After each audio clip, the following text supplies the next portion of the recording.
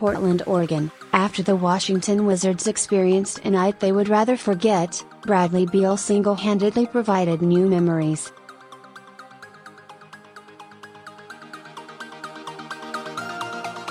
Beal turned a Tuesday night game against the Portland Trail Blazers into his personal masterpiece, driving the lane to attack the rim, using his body to shield off defenders and clearing space in the mid-range and rising without hesitation from deep beyond the three-point arc.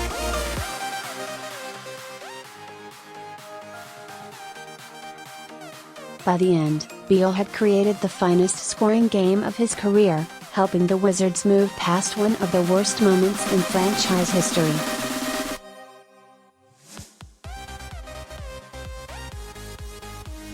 Washington defeated Portland, 106-92, one night after losing by 47 points to the Utah Jazz.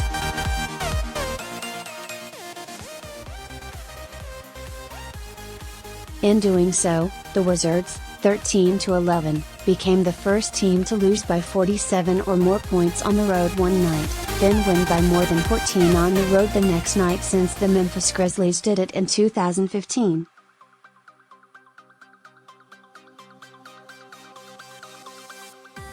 Throughout this night of redemption, the Wizards played with improved defense and showed bench depth inside Moda Center.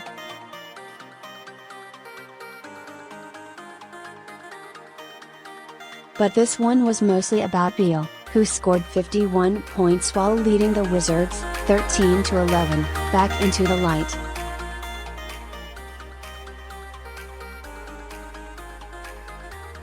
Beal's night will live in Portland lore as the most points ever by a visiting opponent, surpassing Kareem Abdul-Jabbar, who scored 49 against the Blazers as a member of the Milwaukee Bucks on October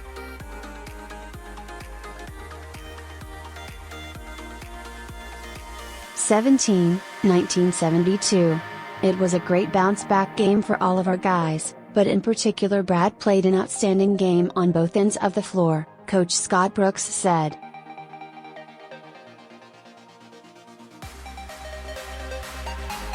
He took the challenge of guarding one of the best guards in the league. He was feeling good, and I was keeping him in there.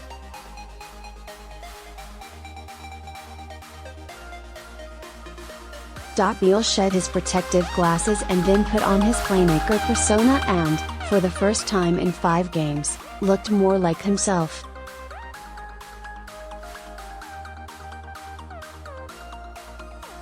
The absence of John Wall had forced Beal to find shots for teammates, but the role greatly affected his own play as he produced glaring negative plus-minus numbers in 4 of the 5 games without his starting point guard.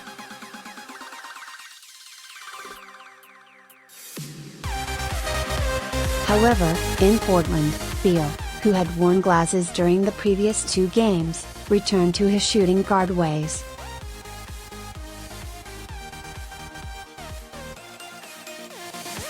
He aggressively searched for his shot to the benefit of the team's offense while the rest of the starters remained in a shooting slump.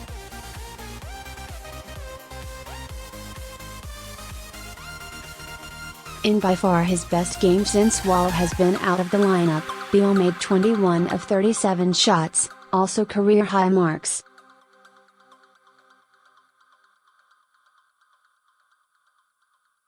I came into the game with the mindset of being aggressive, Beal said. Start to finish.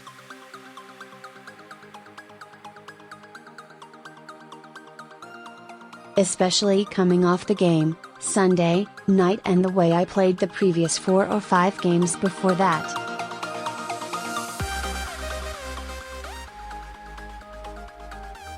I wasn't happy about that. Tonight I was just playing freely, Beal said, and having fun, ultimately.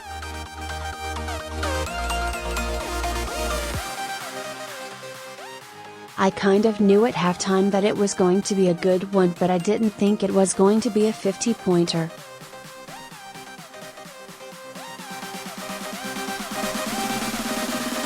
While Beal dominated the shots, and rightfully so, the remaining 4 starters made only 7 of 30 attempts from the field.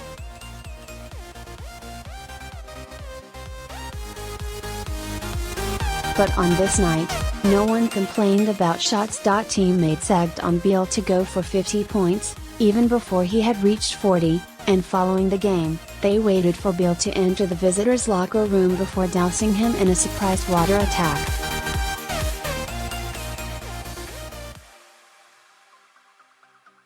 "Brad made history today," said center Marcin Gortat, who shadowed Beal throughout the game to create slivers of daylight for Beal's jumpers.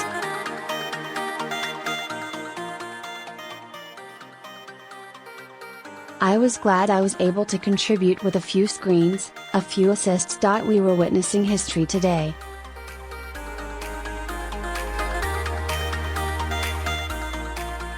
The smiles across the locker room and water stains on the floor revealed how much better it felt to celebrate a significant night.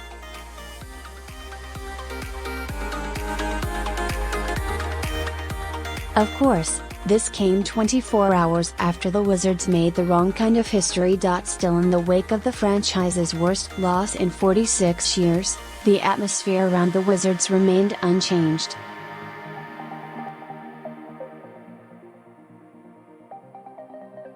The team manager didn't scorch the red uniforms from that 47-point loss. No one in the traveling company was abandoned in Utah. Every Wizards player, coach and staffer remain employed.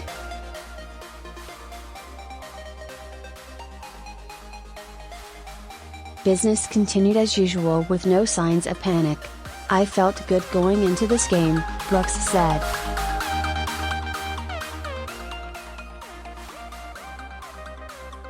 "I believe in our guys. Not one of us wanted to be embarrassed like that."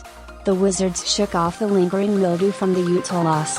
The team sank just 5 of its first 17 shots, with little ball movement in between scarce field goals, and distanced themselves with their defense.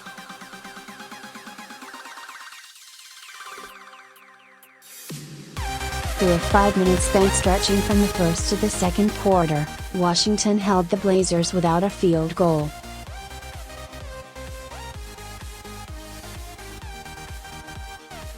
Although Portland's own disorder powered this run, the Wizards kept the pressure on by playing solid defense and creating turnovers.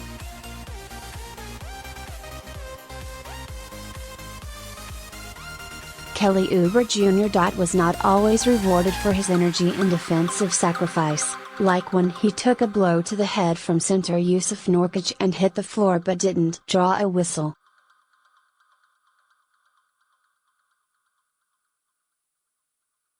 However, Oubre hustled along and picked up 3 of the team's 12 steals through the first half.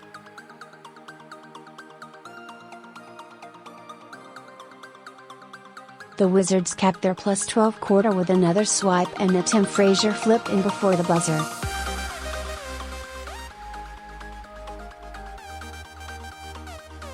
For the half, Washington produced 16 points off 14 turnovers and held Portland to 34.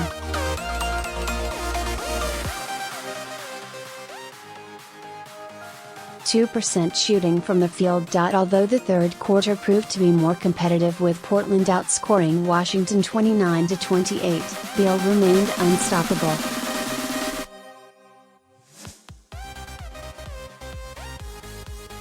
He played the entire quarter and connected on 8 of 11 shots for 19 points while the rest of the team managed 3 field goals.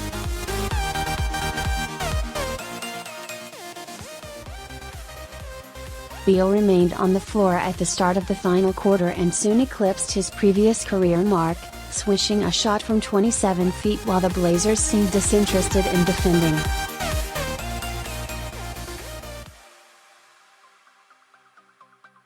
Through Beal faced several defenders, but never consistent double teams, he found success.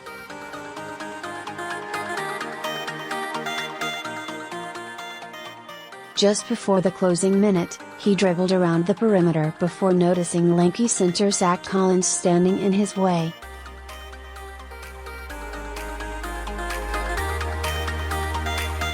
Beal calmly pulled up and drained another three-pointer, his 5th of the game. Then, with help from Oubre poking away his 5th steal, Beal added the punctuation to his night with a breakaway two-handed slam in the final seconds.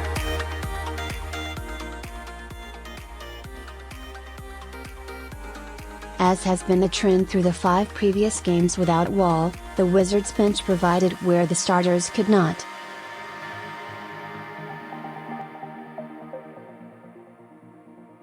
Uber scored 14 points, and Mike Scott finished with 10. But to erase the bad mojo from the previous night, Washington needed just the scoring explosion from one motivated Beal.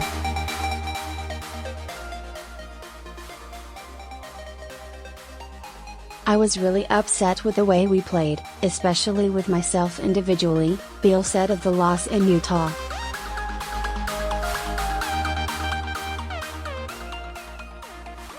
"I just came in with the mindset today that I was going to be aggressive, not thinking about anything else but trying to get a win and playing my game.